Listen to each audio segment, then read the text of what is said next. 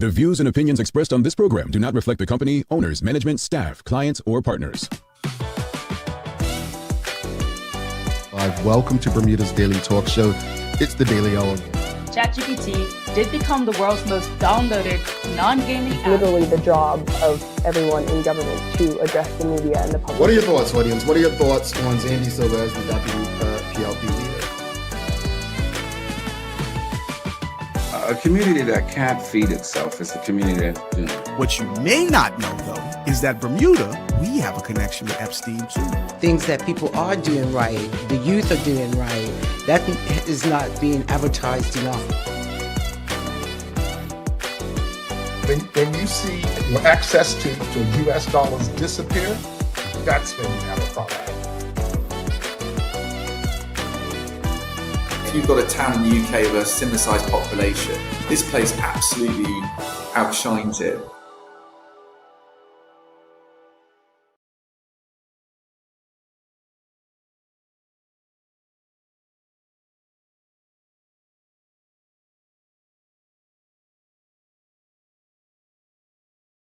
It's Tuesday, the 14th day of April 2026. Welcome to Bermuda's Daily Talk Show. This is the Daily Hour brought to you by the BAC Group of Companies, HSBC Bermuda, Medical House Lindos, People's Pharmacy, and big love to Hot 107.5 for ensuring that we can pump through the radio airways with these most important community conversations. I'm Jamal Hartman. How's everyone feeling today? Everyone good? It's a very happy Tuesday. Hopefully you had a great weekend. Yeah, it's a long weekend because, we took Monday off. But hopefully everyone did something fun. Let us know, what did you get up to? And we're happy to be back. I got some rest. I did. I got some rest and I quite enjoyed it. I watched my North Village Community Club do a thing, I watched them do a thing. Yeah, I enjoyed that. How about you? What'd you get up to? What'd you do? Let us know. All righty. We've got Dr. Anthony Richardson says, happy Tuesday, this sunny old day in London. Okay, Dr. Anthony Richardson, we see you, we hear you out there in sunny old London today. We're happy it's sunny for you. We are. We don't really get to experience too many sunny days in Manchester or London when I was there back in 1993. It's like it was rainy all the time, so I guess a sunny day is a good thing. But hopefully everyone's feeling good. Greetings, everyone, and thanks for making us part of your daily routine. A good one today as we welcome Bermuda's only Olympic gold medalist, Dame Flora Duffy, onto the show. We're going to be discussing her career to date and what she's up to next. Really looking forward to this. The daily play is going to be a remember when, so a little history question per se for you. Audience, don't forget to subscribe on our website, thedailyhour.com. Follow us on all of our social media channels to stay up to date with all that we have going on. Help us grow beyond the mic as we do our part to continue to improve our community.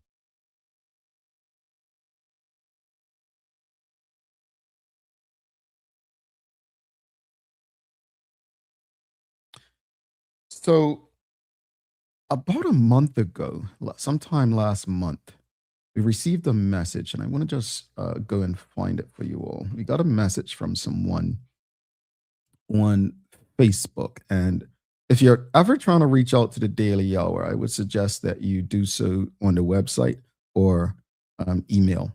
But we got a message, and the message went like this. Good day. We need a topic about the situation at the ER as people/persons are using social media to vent, which is not solving the problem. It's becoming very serious as families are putting our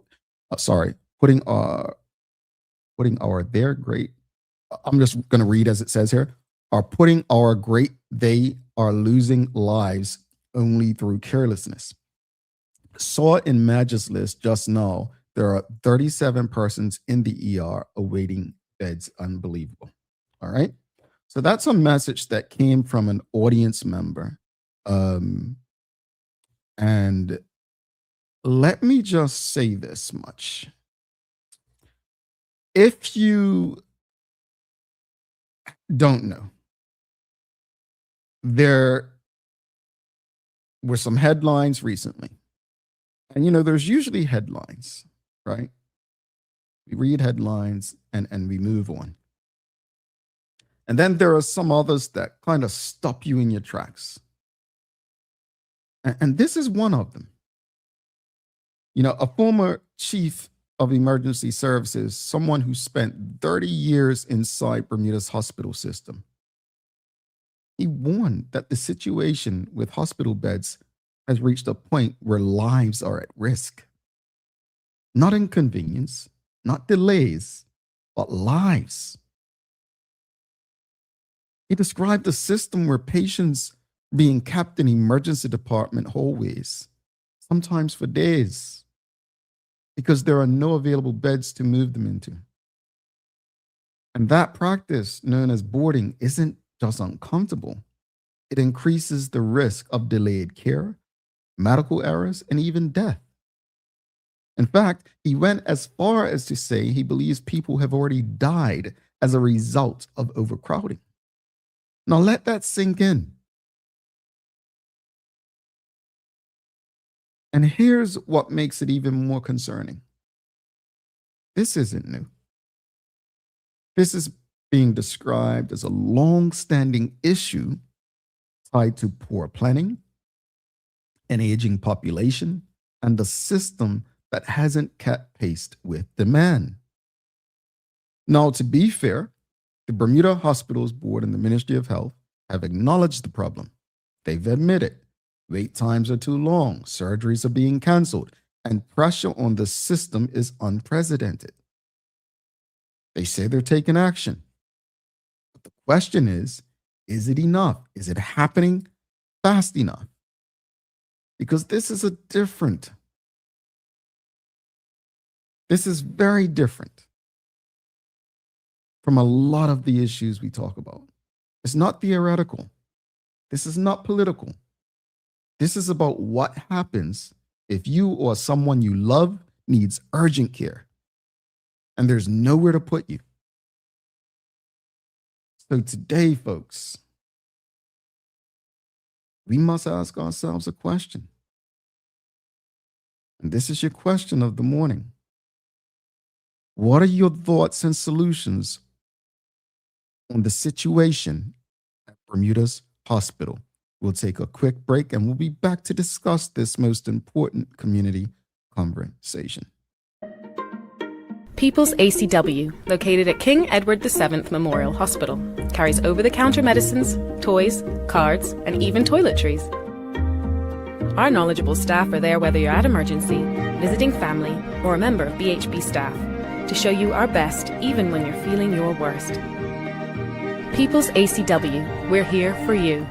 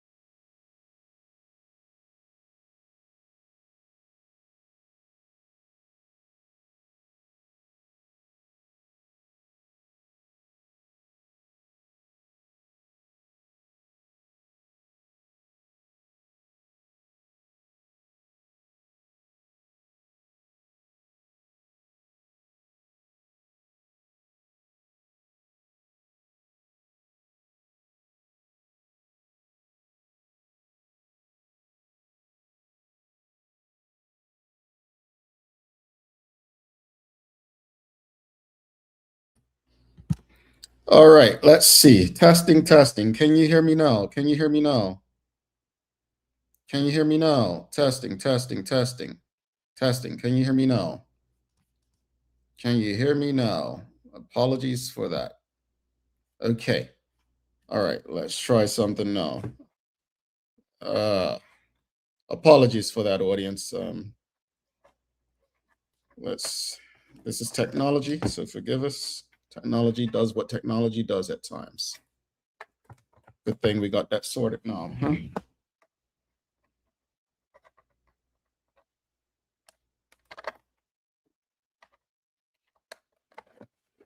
All right, let's do this. All right, so the question of the morning, audience. We've got, as you can see down bottom, we've got what are your thoughts and solutions on the situation at Bermuda's hospital? And also just a yes or no, do you believe Bermuda's healthcare system is currently in crisis? That's just a yes or no poll question. To answer yes, press 1. To answer no, press 2. But let us know. Let us know right now, what are your thoughts and solutions on the situation at Bermuda's hospital? Let us know, what are your thoughts on that situation? Here's what I want people to consider, and I'll get to the comments. This warning from the former emergency chief is a real eye-opener. It's a real eye-opener for us all.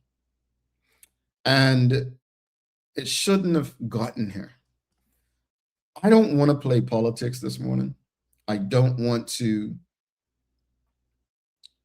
call out a minister. I don't want to call out anyone as individuals. What I really want to do is ask you, the Bermudian people. I want to ask you something. I was talking to someone last night, and as we were speaking,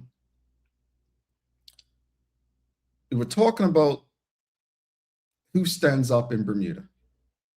I said, outside of maybe Couture Horton, parent chief, and Larry and Lamont Marshall, local athletes and one international, what athletes in Bermuda have ever really taken a stand?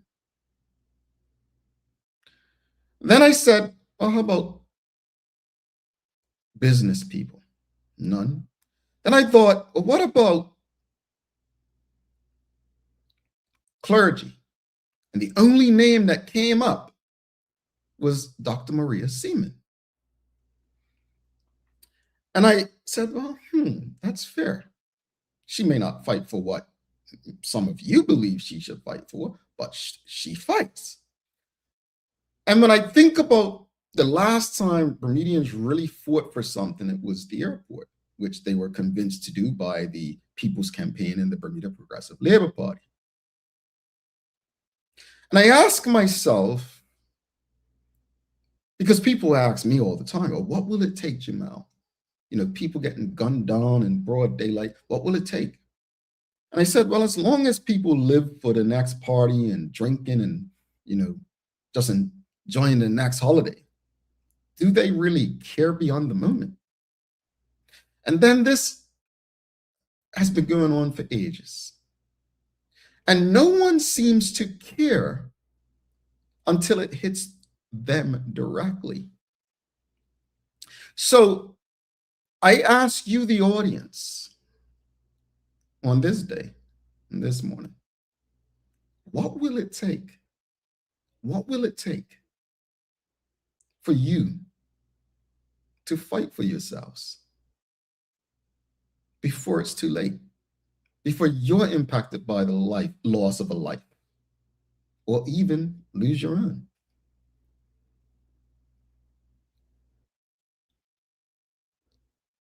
Is the Minister of Health doing enough to address this? Can she do enough? I just don't understand why we would fight for an airport the way we did, which, again, feel how you feel about that. But why we won't fight for our own lives? Do we only fight depending on who the government of the day is?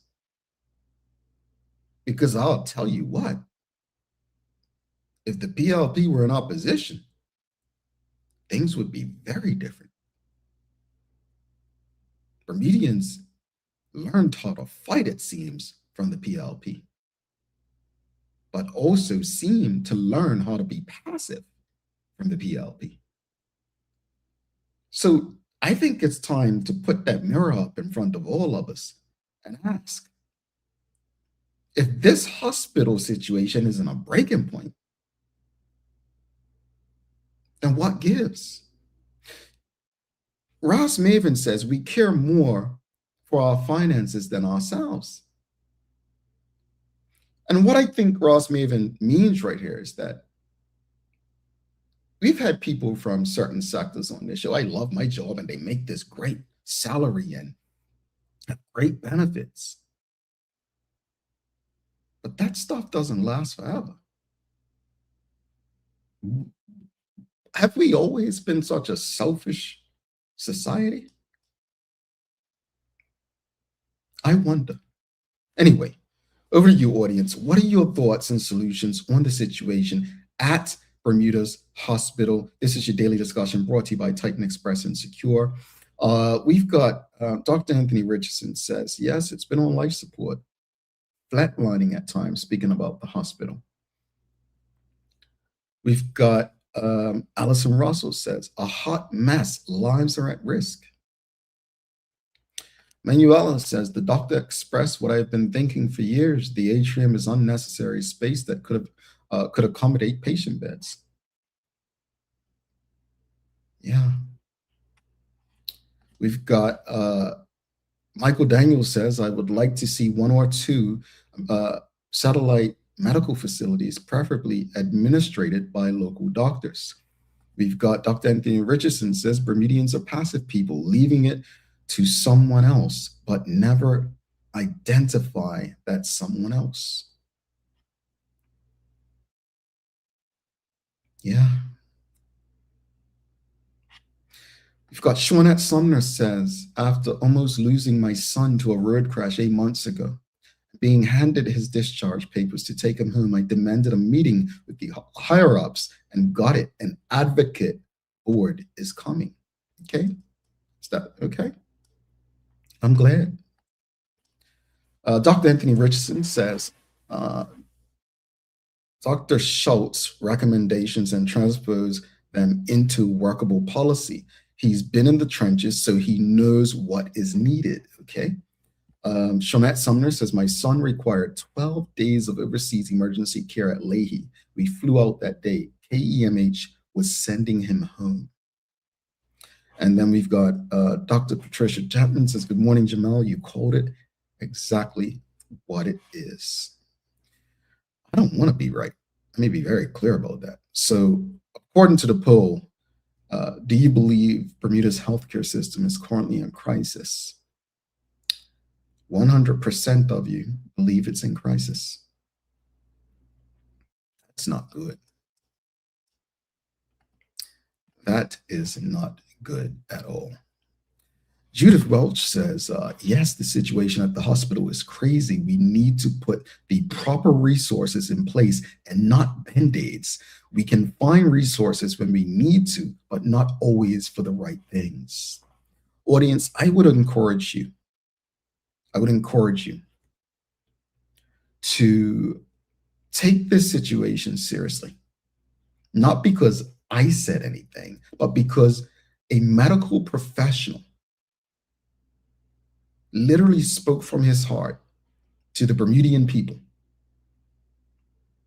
And if you are not willing to fight for yourself after that, there's absolutely nothing that I or anyone like me can say or do to assist. This was your daily discussion brought to you by Titan Express and Secure. We've got a very special guest coming up. Let's show some love to Titan Express and Secure, and then we'll give you the days of the year. Go to our first commercial break, and we've got Bermuda's only gold medalist, Dame Flora Duffy, coming up after the break. The daily discussion is brought to you by Titan Express and Secure. Titan Express delivers safe, professional, and reliable transportation and tours across the island. From island tours to cultural experiences, they set the standard. And Secure is your go-to for property management, waste management, and residential and commercial services. Visit securebda.com. Professional, punctual, and reliable service is their commitment to you. Alrighty, audience. Thank you all for rocking with us. I appreciate it. I'll just go through these final few comments before we do the days of the year, go to break. Charlene Pringle says, I find it astounding that after all these years, we only have one hospital for the entire island. We have Renee Sherlin says, I saw Dr. Schultz with his concerns, and that alone was alarming. I also recently had a cousin urgently admitted, yet the admission was in the hallway. No privacy, no beds, and more stress for patients. So, folks, I was in the hospital in Atlanta, Piedmont Hospital. That's the same one Jamie Foxx was at. 2024, I was in the ER, and I got a room, but there were people in the hallways there as well. The difference, though, is, you know, being in a city like Atlanta, you have Piedmont, you have Grady, you have Emory, you have Northside, right? So there's a number of not hotels, hospitals. There's a difference. So I get the concern, but that's not a Bermuda problem. I don't think. I'm not downplaying it. Just wanted to share that. Jeanette Sumner says Bermudians need to remember that government plan was to develop this new wing for medical tourism for the rich to recuperate and big rooms with great views. It was never meant to be a hospital. There are numerous horror stories about KEMH, says Anika de Shields. Dr. Dolan continues to speak about this as Ellison Russell. You all have got so many comments, but I cannot get through all of them because we have a very special guest coming up. Before we go to break and bring Dame Flora Duffy in real quickly, days of the year, folks, it is, on another note, outside of it being my Nana's birthday today. Happy birthday, Nana. She is in her 90s, folks. Nana is in her 90s, April 14th. It's Nana's birthday. Also, I want to give a shout out to North Village Community Club, the FA Cup winners for the second year in a row. I believe fourth year in the finals, but second year in a row. They have won the Bermuda FA Cup Challenge in football. And I think they've won the trophy the most times as well. So big up to North Village Community Club, my club. And real quickly, just want to share this as well. This came through overnight. I really don't like to wake up to messages like this, but this came from the Bermuda Police Service. There was a serious single road vehicle collision involving a motorcycle just east of the junction of Harrington Sound Road and Lolly's Well Road Smiths. The bike was traveling east along Harrington Sound when the rider, a male, appeared to have lost control of the vehicle before he struck an embankment and was ejected from the bike. Police and other first responders attended the scene where the motorcycle rider was attended to by EMTs before being transported to the via ambulance to King Edward Memorial Hospital for further treatment. What are described as serious head injuries. Motorists were advised to use North Shore and South Road to get to the destinations while the collision scene was being processed. And also, real quickly, folks, I want to say International Day of Laughter, April 14th. There's so many things happening in the world today. And I think we sometimes forget to laugh. So I want to ask you, audience, what was the last thing that made you laugh? What's the last thing that made you laugh? I'm going to be honest. It was my niece calling me to tell on my other niece. My little niece, she's a hurricane. Yeah, she's a natural disaster.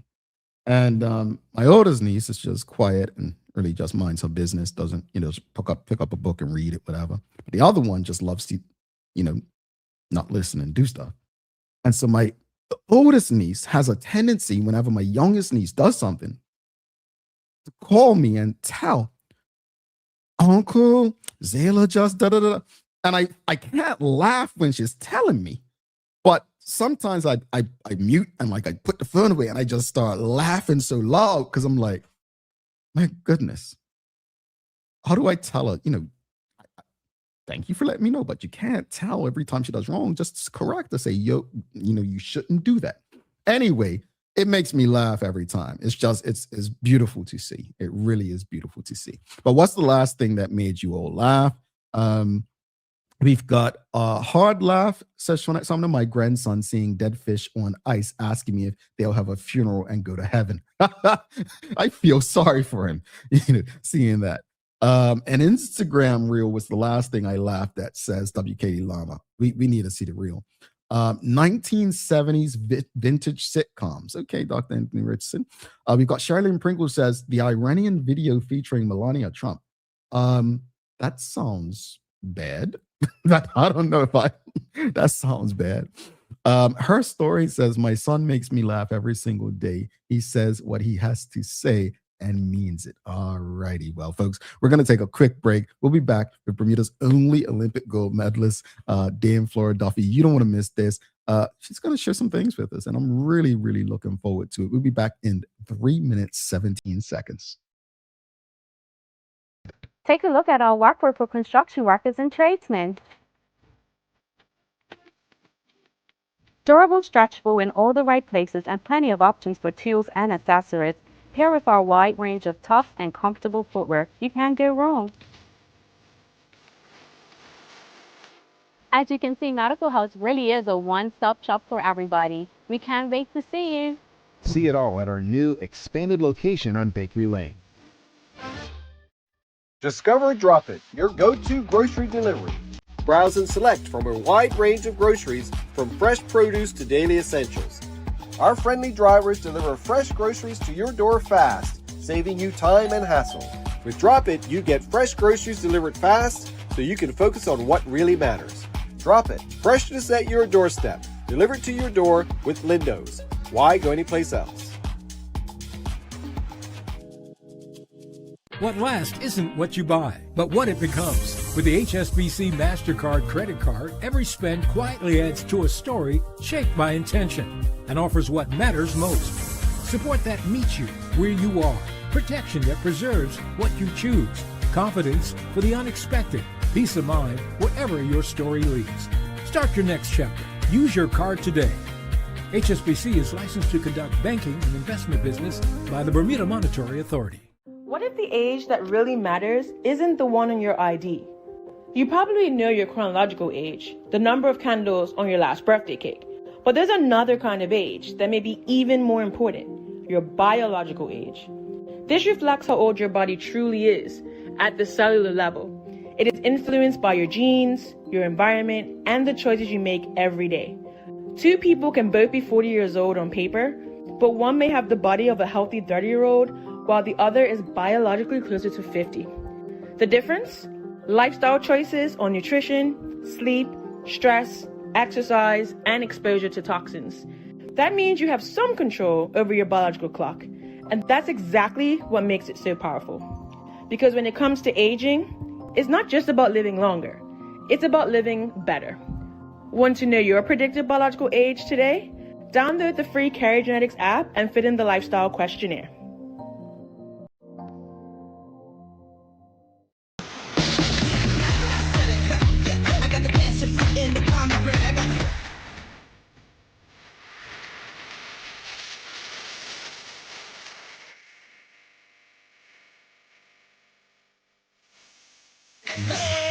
You want to come get some?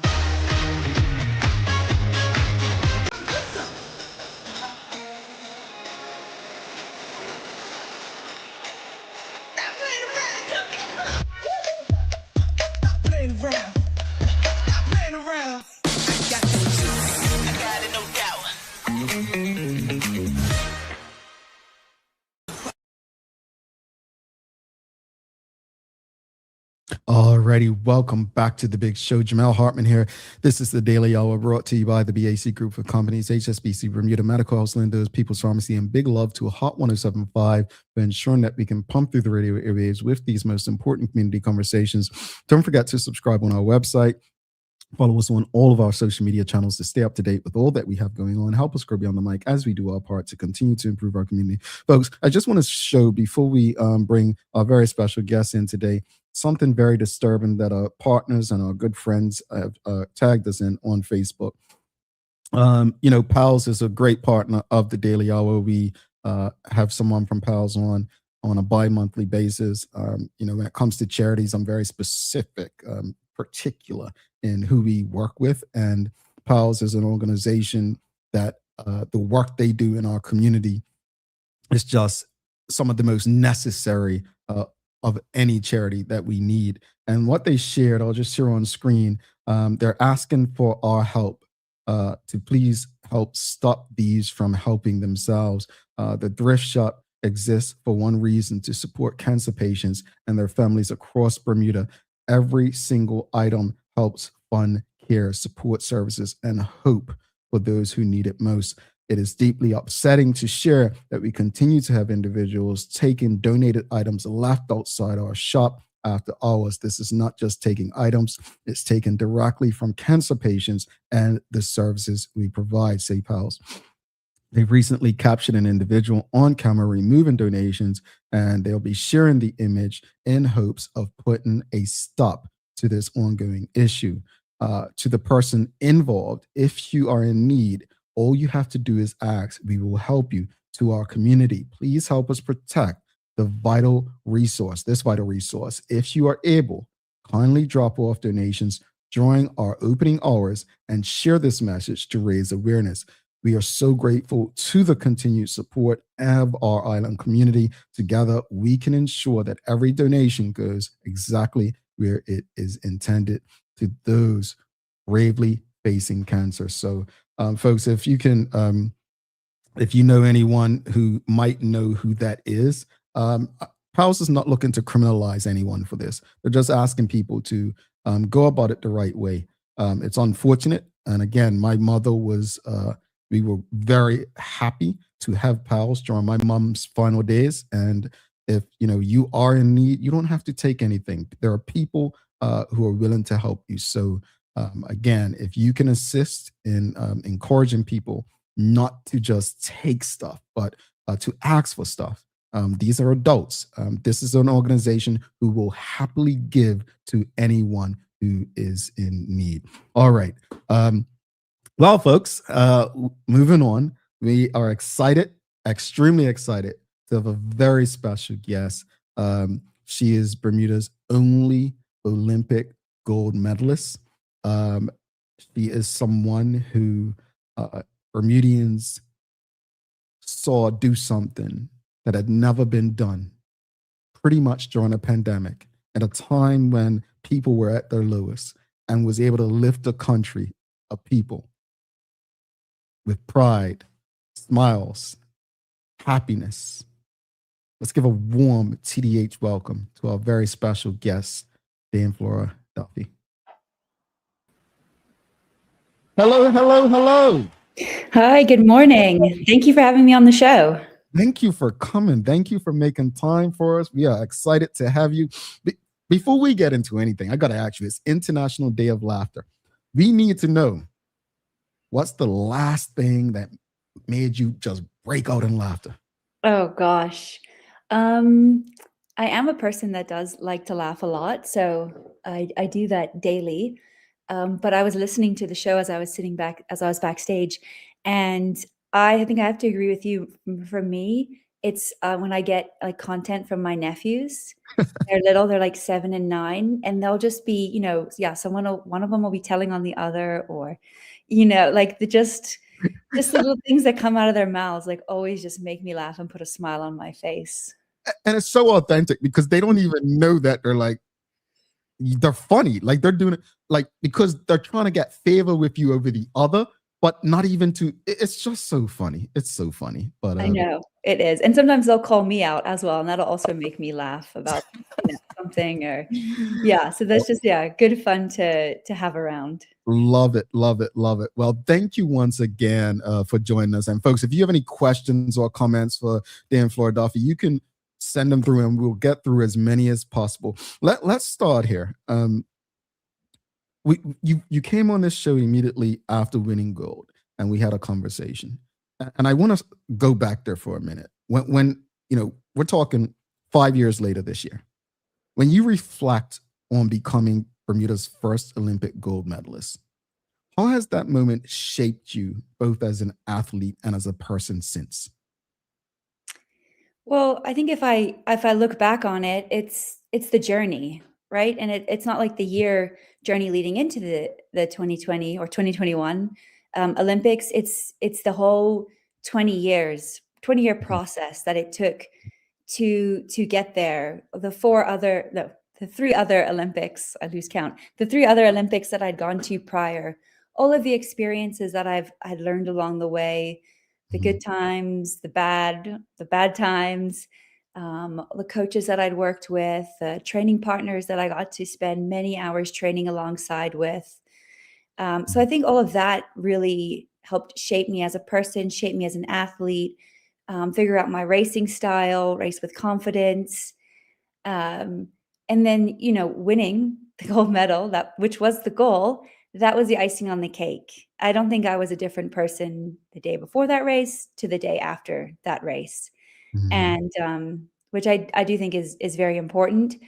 Yeah, what really shaped me is the entire journey that it took to get there, and the amount of people that helped me and influenced me along the way. Yeah, the process. Yeah, the Yeah. process. Yeah. And let's speaking about the journey though. Speaking about the journey, it hasn't been without challenges, right? What have been some of the toughest moments you faced, and how were you able to push through them, overcome them? Yeah, it definitely hasn't been without challenges. The biggest ones that I faced are injuries, right? I mean, to race as a professional athlete, you need your body to be healthy, or as healthy as it can be. And if you're injured, you can't race. And for me, that's what's my passion, to race. It's my income. I have sponsors. I have pressure and expectations to be out there performing. So that's really difficult to manage, to handle it, both mentally, emotionally, physically. It all hits you when you're injured.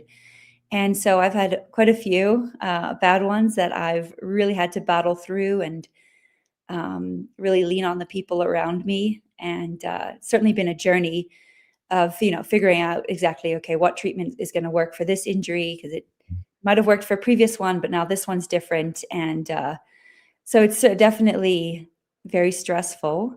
So yeah, that's definitely my biggest challenge. And if I think back to the last 2 years, I mean, since the Paris Olympics in 2024, I've been really motivated and excited to race, but just my body just has been breaking down with other injuries. I've struggled with an Achilles injury for the last year. And yeah, it's just so frustrating because you want to get out there and race, but your body has other ideas.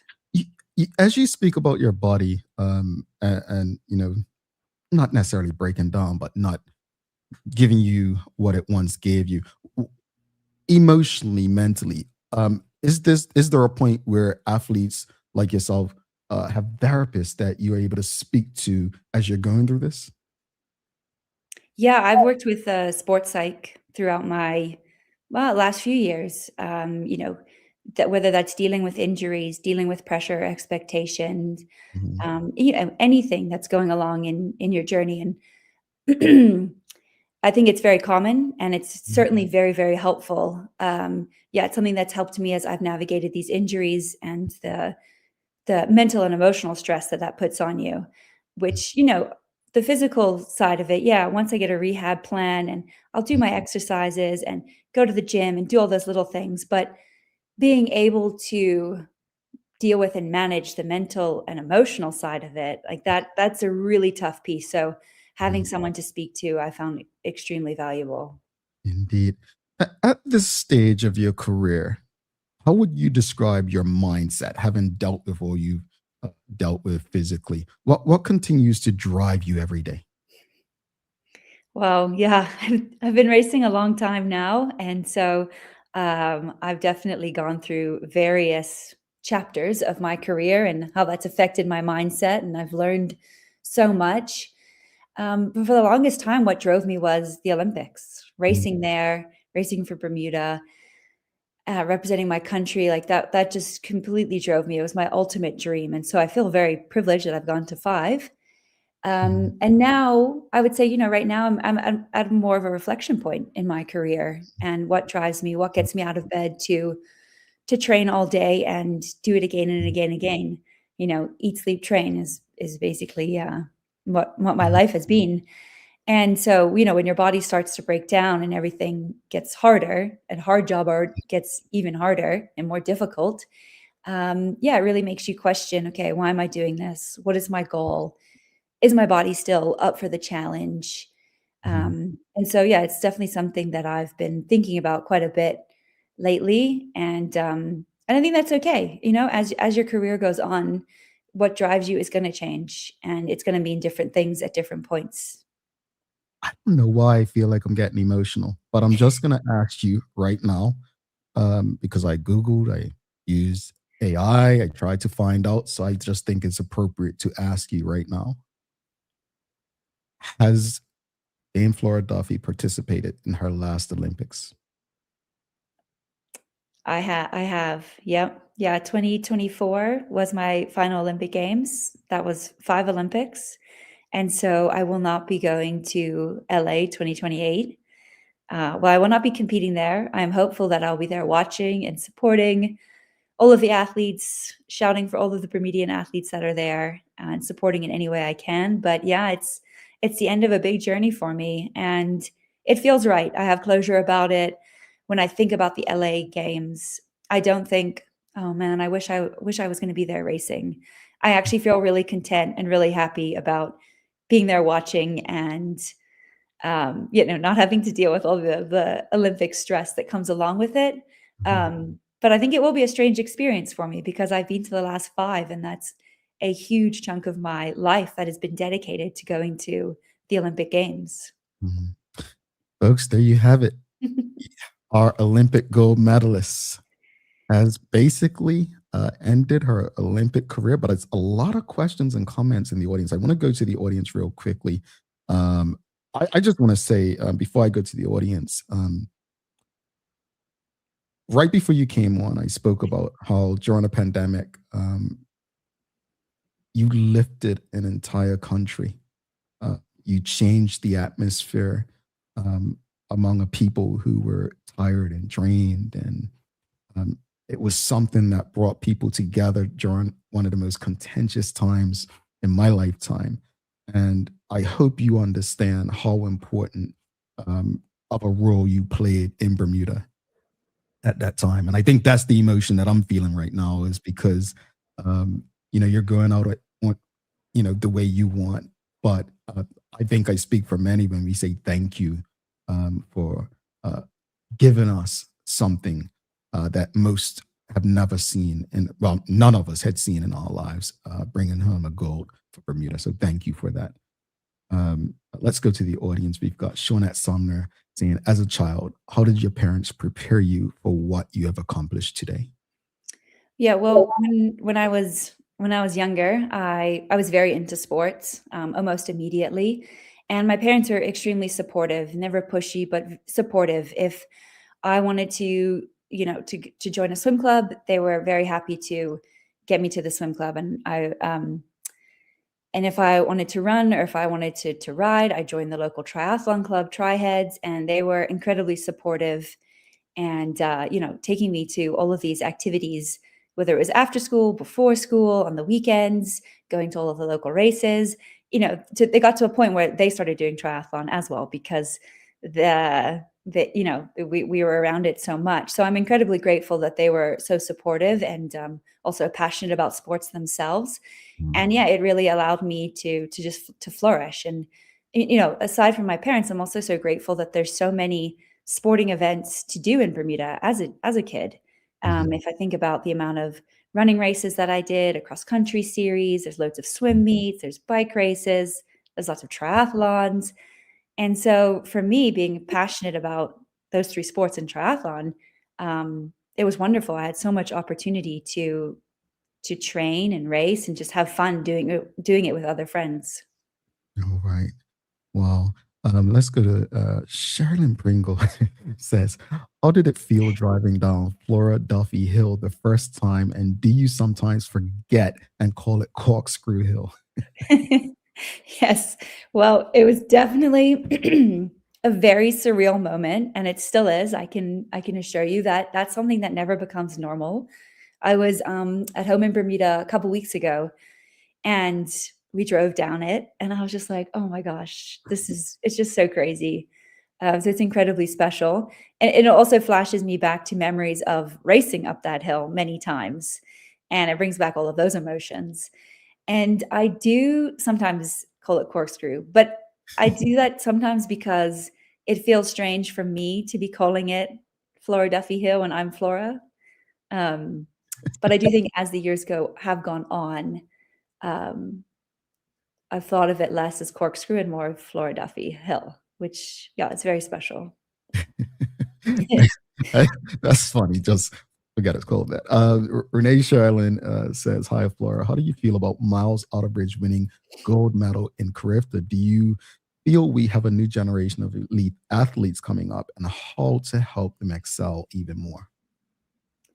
Oh, yeah, I was following the Carifta Games, and yeah, Miles had an incredible meet. It was really, really cool to see how well he performed. And I mean, Carifta is, particularly in track, it's incredibly competitive. So to see a Bermudian do that well to win, I mean, yeah, it's great. He's obviously very, very talented, and yeah, now comes the tricky part of how to develop from sort of this junior U23 level into an elite. And so I'm sure he's got a great team that he works with, and hopefully gets lots of opportunities to go race and train abroad.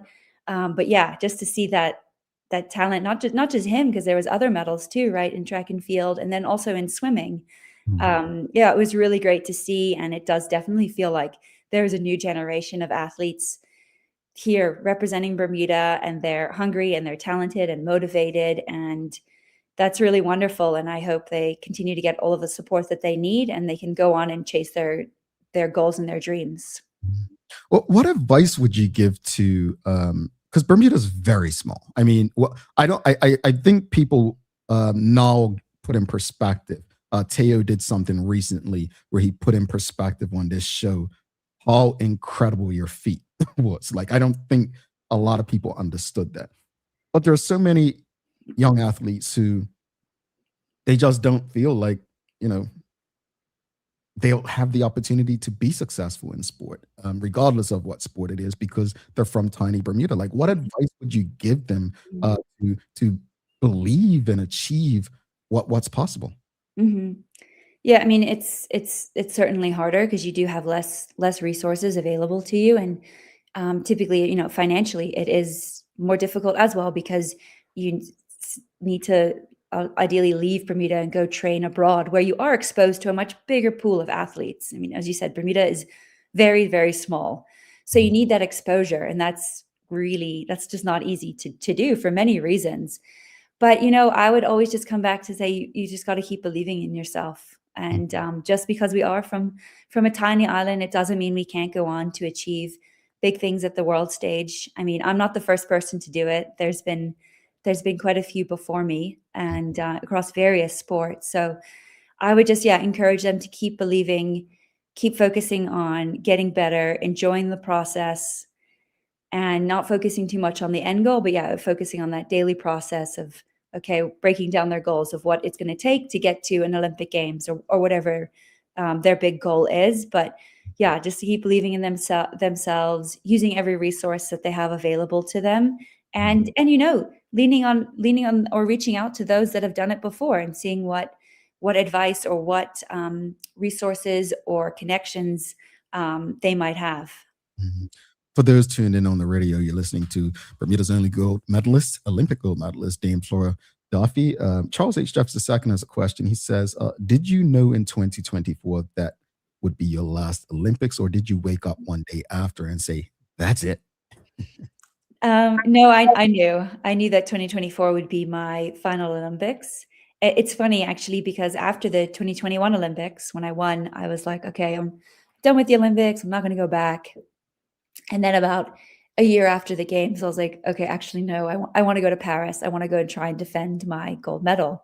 And so, I very clearly knew. But then as Paris approached, I was, very, very sure that this was my final games, and really tried to enjoy it as much as I could. And I mean, being in Paris, I just had so much gratitude for the previous games and how everything went exactly right in Tokyo, because it's so hard on that one day to get everything right and win a medal. No more Olympics. What's next for Flora Duffy? What do you envision life being like after your career is done? Well, that's a good question, I suppose. It's something that I'm thinking about now. And after the Paris Olympics, I wanted to switch and do more long course triathlon, so half Ironman, not quite full Ironman. That's still a little crazy in my head. But yeah, as I've mentioned, my body has had other ideas, and I've struggled with a lot of injuries. So I am definitely at a reflection point of like, okay, well, what's next? I always knew that this career had to come to an end at some point, and so thinking about, okay, well, what's going to fulfill me and bring me joy post triathlon. And so I'm definitely having conversations and seeing where there's opportunity and seeing where I can best use my platform to give back to the community of Bermuda that's given me so much, give back to some of the new generation that's coming up. And so yeah, just really assessing all that's coming my direction and seeing what I want to do next. Indeed. Charles H. Jeffs II, he says, what advice do you have for elite athletes in getting the financial support needed? It sounds like you're willing to be a resource for them. Mm-hmm. Yeah, I mean, I definitely am, but I don't have all the answers. I definitely don't have all the answers, and it's extremely challenging. I mean, we are from a small country, and so the amount of funding that we receive from our Bermuda Olympic Association, they do their best and they give what they can, but it's nothing compared to larger countries. And so it's really tricky. And unfortunately, I think you need to perform first, have some credentials before you'll get a bit of interest, whether that's from, local companies, local insurance companies or whatnot. And so, yeah, I don't have the answer. It's really tricky. And, but, just using whatever resources come your way. Indeed. We've got Couture Horton Parenti says, we are so terribly proud of Flora, a role model and a legend. Whatever's next will be incredible. I hope it's diving camp though, because your girl isn't wonderful jumping off the rocks yet. Love you. Speak about the camaraderie between yourself and other local athletes and how important that is in pushing, in particular, Olympic like sports forward.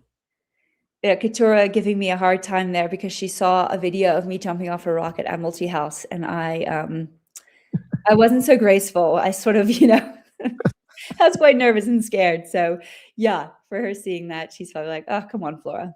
But it's funny. Couture and we met in 2006 at the Melbourne Commonwealth Games. We were roommates, so we've known each other for a very long time. And yeah, and otherwise, I don't.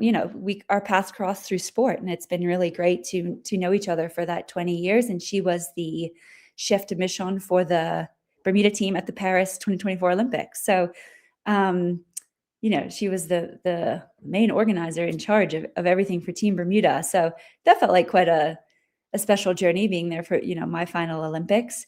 But, Bermuda's a small place. So all of us athletes, we're all facing similar challenges and we're on a similar journey. And so it's great that, yeah, we can get to know each other quite well, whether we're at a major games together or just training locally in Bermuda. If the amount of people that I bump into the pool, or if I'm at the track and out in the roads riding. And yeah, that's actually like a really cool and special part of being from a small island as a professional athlete is getting to know the others and the special bond that you share. Are there any young and upcoming athletes who maybe you mentor or you speak to on a regular basis, or will you be looking to do that post your own athletic career?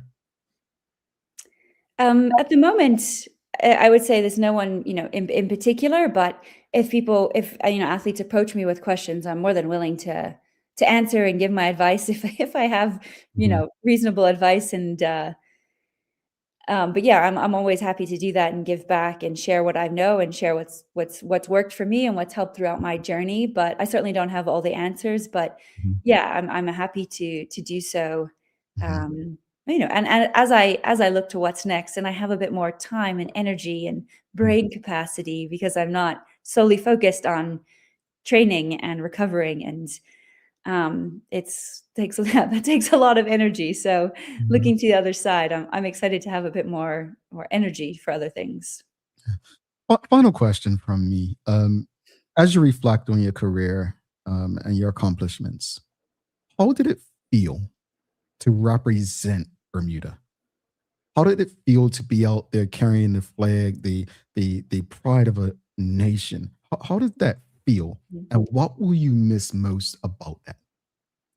Well, it's very, very special to represent Bermuda. I mean, we're a small country, so as I've mentioned, not a lot of people get to do it, and it's not like you see a Bermuda flag at every sporting event. Typically, you're the only person there, so you're very proud to be flying the flag and to be representing. I think for me, I'm so lucky that I've got to stand on the top of the podium and watch the flag being raised multiple times. So that's something that I will cherish forever. And it's yeah, one of the most special things about my career.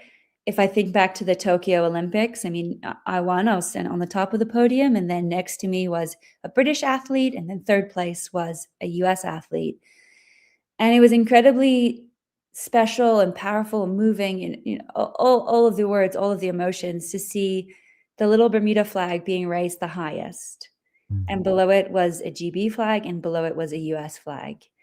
And I just thought, wow, well, that's a pretty special moment right there because we're an island of, I don't know, 64,000 people. Mhm. And here we are. The flag is flying the highest on one of the biggest sporting days in the world. What would you say to all those tuned in who have supported you and rocked with you your entire career? What would you say to them today? Well, I'm incredibly grateful and thankful for everyone that's supported me throughout my career. I've had so many people do that from when if I think back to when I first did a triathlon at 7 or 8 years old, and I joined the local triathlon club, Triheads, and which still goes on today, and it's doing super well, to my swim coaches, to my running coaches that I've had, and, just there's so many people that have helped me and been willing to give their time and support and didn't know that this was gonna lead to an Olympic gold medal or world titles. They were just happy to help a passionate, young girl, achieve her goals or chase her dreams. So I'm incredibly grateful, and I'm also so thankful for all of the support that I received post Tokyo. That's still incredibly special when I came home afterwards, and you touched on this earlier, how much it meant to everybody in such a difficult time. And yeah, that's something that I could never have imagined, the support and the meaning that it's meant to so many. So I'm, yeah, just so grateful and full of gratitude for everything that's gone on in my career, everyone that supported me, and yeah, that's the feeling I'm leaving with. Is just yeah, gratitude. And I just want to say once again, thank you for making time for us and engaging this audience, both online and on radio this morning. Thank you for always including us in your career, your developments, your triumphs, your challenges. Whatever you choose to do next, I know that because of what you've done for us and how you made us feel, we'll be right behind you. So I just say thank you on behalf of Bermuda. And we hope to speak to you very soon. Have a wonderful day, Dan Flora. Thank you. All right. Dan Flora Duffy, folks. If you appreciated the conversation, please give us a thumbs up, a love, a like. Make sure you share it with your friends, your family, your colleagues. Wow, no more Dan Flora in the Olympics. This is why they say cherish and enjoy and appreciate people while they're doing it. And I am so grateful that we all got to witness something that the world had never seen before. We're going to take our final break. We'll be back after this. We'll wrap it up. And folks, the Daily Play is a question about Dame Flora Duffy. You don't want to miss it. Stick with us.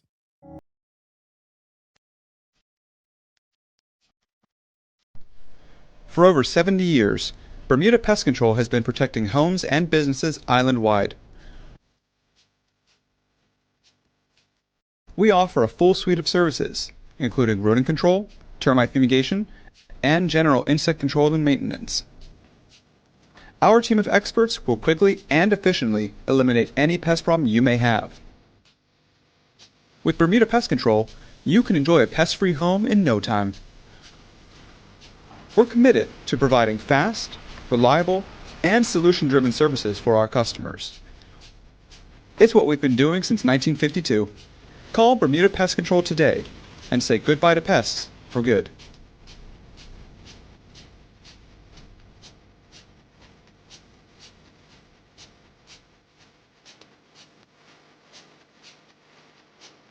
Dreaming of expanding your business? With BDC's loan guarantee program, we support your ambitions. Get up to 75% guarantee on bank or credit union loans up to $300,000. Just your vision and our support. Apply today and unlock new business opportunities. BDC, Bermuda Business starts here. Bermuda, there's nothing like a home-cooked meal, especially when you can feed the whole family without stretching your wallet. With the affordable Bermuda basket, you'll find savings on everyday staples like rice, chicken, corn, and more. Everything you need to make a good meal for less. Shop the Bermuda basket at Lindo's, Marketplace, the Garden Market, and the English Market. Visit costofliving.gov.bm to see the full list of goods and start planning your meals. This is a message from the Ministry of Home Affairs.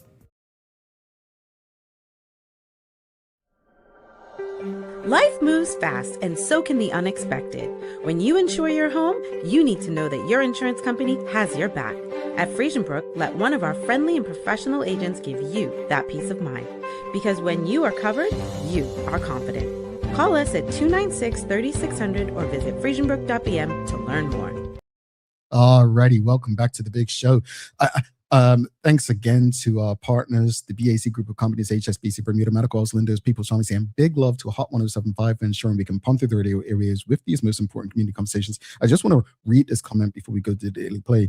Charmaine Russell says, hopping on late and not even sure of the topic with Flora Duffy. I did hear you ask about mentoring or helping our other athletes. I just wanted to say that the Flora Fund has helped my son in his athletic journey by helping to fund a couple of his track meets overseas in the last 2 years. So thank you. Man, that is wonderful. That is wonderful. That is wonderful to see. Very happy to know that Dan Flora is already benefiting another generation of athletes. All right, folks, it is time for the Daily Play brought to you by Bermuda Trivia. Available throughout Bermuda. So make sure you got Bermuda Trivia. Don't forget, Shoe Buy, the original, will be back in stores this summer, and there will be a summer edition released as well. You can find the latest sports edition of Bermuda Trivia in stores as well. People's Pharmacy and Phoenix stores have that. Follow Bermuda Trivia on Facebook, Instagram, Twitter, X, and TikTok to find out why it's Bermuda's favorite trivia game. All right, audience, are you ready? It's a remember when.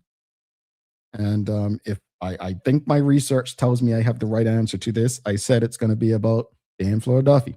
So hopefully you all get it right. Flora Duffy participated in her first Olympics in what year?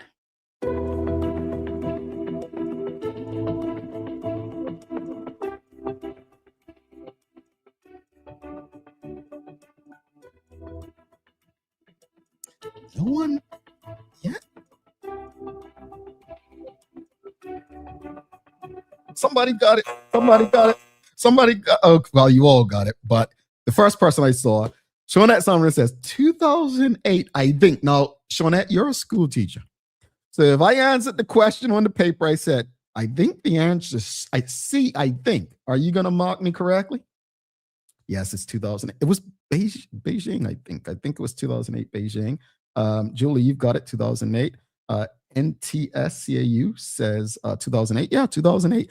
I started doing the math. She said 5, right? So I'm like, did she miss it? So I started going back because it's every 4 years. So I was like, yeah, it's 2008. And then I went on Google, and then I went on Copilot just to make sure I was right after my math. So that's what I was doing during the commercial break. I was trying to make sure I was right. But Jeanette said I'd give you an A for your processing. All righty. See, that's like when the teacher says, show your working, folks. I just showed my working.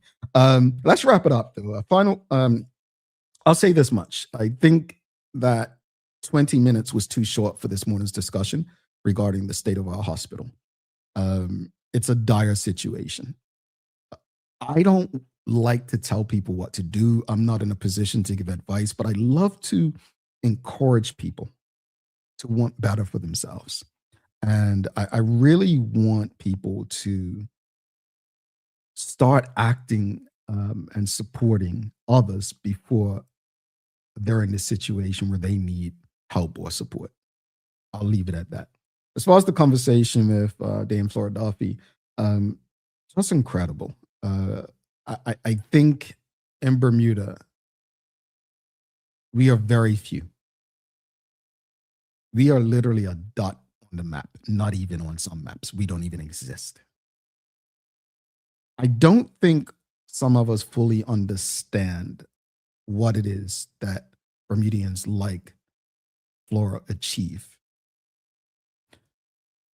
What goes into that, the journey, the process, as she explained. There are so many talented people in Bermuda. But what I got out of that conversation with her is talent alone is not going to deliver you the goods. The discipline, the training, the exposure.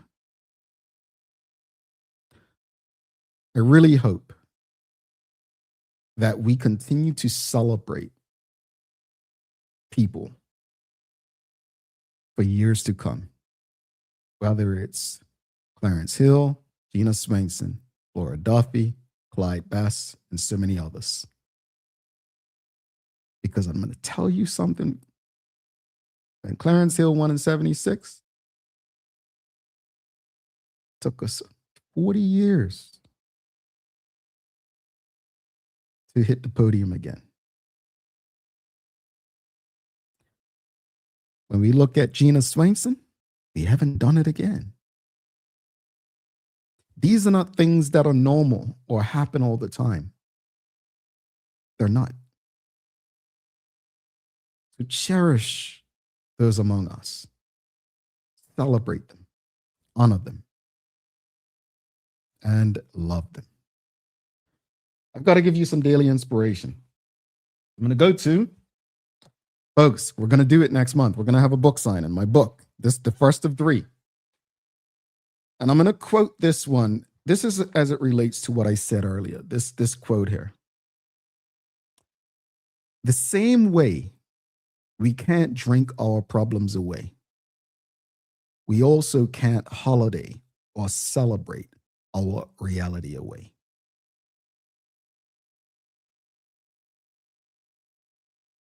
I say that because the hospital situation, as I mentioned, is dire. We have Bermuda Day and Bermuda Heroes and all summer long county games, cup match. We have very short memories. We have very short memories. Alrighty, folks. Don't forget to subscribe on our website. Follow us on all of our social media channels to stay up to date with all that we have going on. Help us grow beyond the mic as we do our part to continue to improve our community. Thanks again to our partners, the BAC Group of Companies, HSBC Bermuda, Medical House, Lindo's, People's Pharmacy, and big love to Hot 1075 for ensuring that we can pump through the radio airways with these most important community conversations. As always, we appreciate you, we love you, and we thank you for making us part of your daily routine. If all goes well, we'll be back to do this again with you tomorrow. I'm Jamal Hartman. Please do make it a safe and a great day. We are out.